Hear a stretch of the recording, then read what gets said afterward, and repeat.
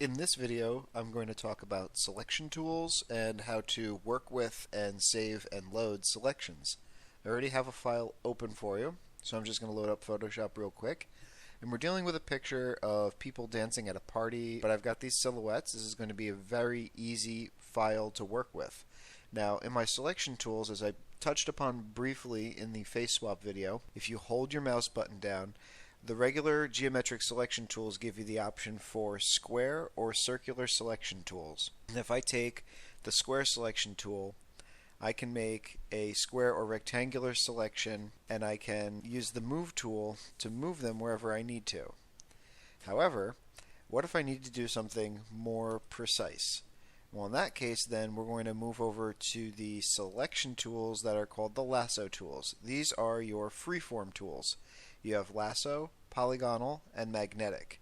The lasso tool will be extremely useful in getting a single person out of a mess, as you can see, an irregular mess of pathing. So my lasso tool here, I can click and drag, and I can actually run right through under his armpit, come down. I'm going to grab everything, including his shadow. I'm going to come back up, and now I can make an irregular selection just like that. And I can, using the delete key on my keyboard, I am just going to remove him from the picture entirely.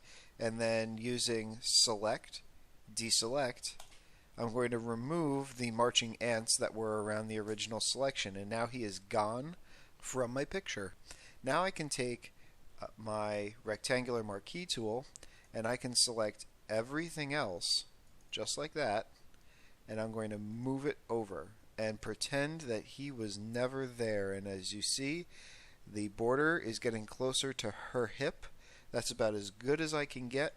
And now I have an adjusted party without the one guy in the middle. If I wanted to use the polygonal lasso tool, that's a little bit more situational. You really only need this if you're working with geometrics, but the way that this one works is I click, and I don't have to drag for this one. So I am not holding down my mouse button to use this tool. I am simply clicking once, twice, 3 times, 4, 5, 6. You may notice that I'm going outside the boundary. That's just to make sure that I'm getting to the boundary, because it won't create a selection outside the boundary. It'll just snap to the very edge of the document. And then click here, and as I come back to the beginning, you get this little O. That means that we're going back to the original point we started at, and that is our origin point, and that completes the selection. And now we're going to move her, who looks like a zombie, I guess. We're going to move her all the way over to here. Now the problem is, because of this border, we're bringing over these white pixels, and it's covering the arm of this girl here. So what do? We can try to either come back and fix this, or we're going to just undo. We're going to move her back here, and I am going to, with the polygonal lasso tool again, I'm going to come up here to my options bar, and I'm going to tell the program that the next selection that I make is going to subtract from the selection that I've already created. And by doing this, and I'm going to create a new selection in this overlap here and return to my origin point, and now it has cut out the selection. So if I try to move her again, now I can put her in right over here, and I can preserve that hand because now the selection isn't overwriting it. So now, what if I had a very specific kind of selection that I wanted to save? Perhaps it is the selection that is shaped exactly like him. The next tool is the quick selection tool. The quick selection tool makes a selection based on what you paint over, but it'll only work depending on the size of the brush. If your brush is too big, it'll try to select too much. But with a nice small brush, basically smaller than the area you're trying to paint in, as long as you are painting inside the color, it will get all of it.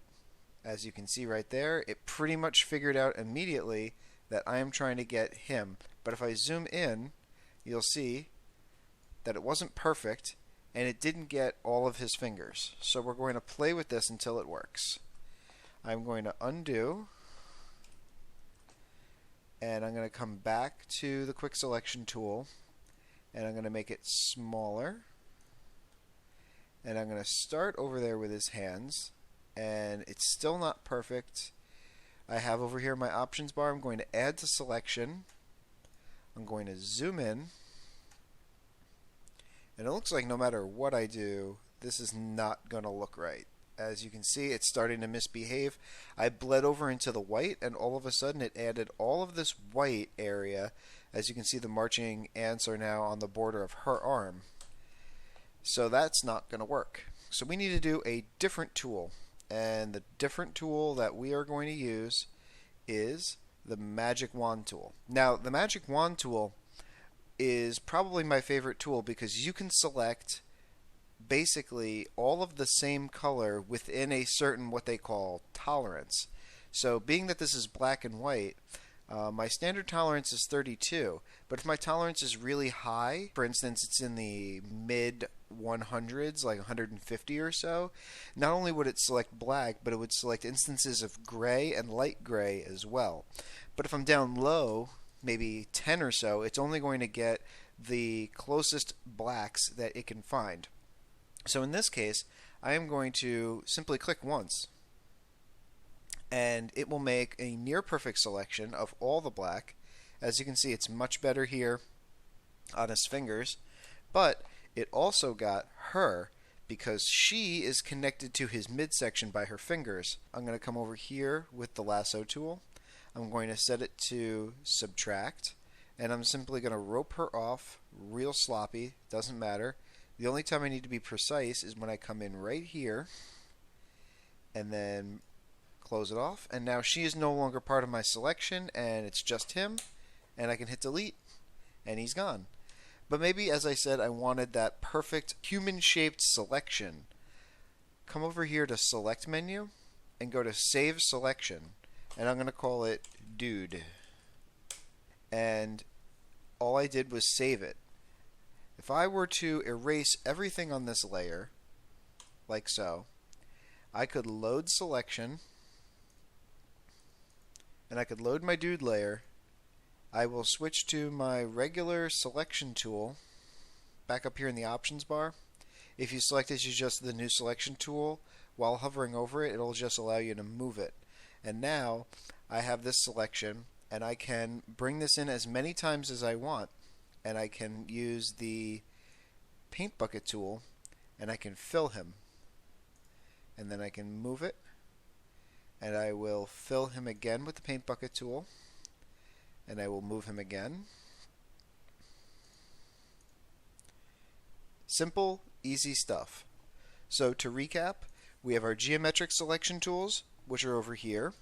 We have our freeform selection tools, which are over here. We have our magic automated, sometimes it works, sometimes it doesn't, tools that require configuration, the quick selection tool and the magic wand tool. And we have saving and loading selections inside the select menu. All of this stuff, vitally important to learn. If you have any questions, feel free to ask me.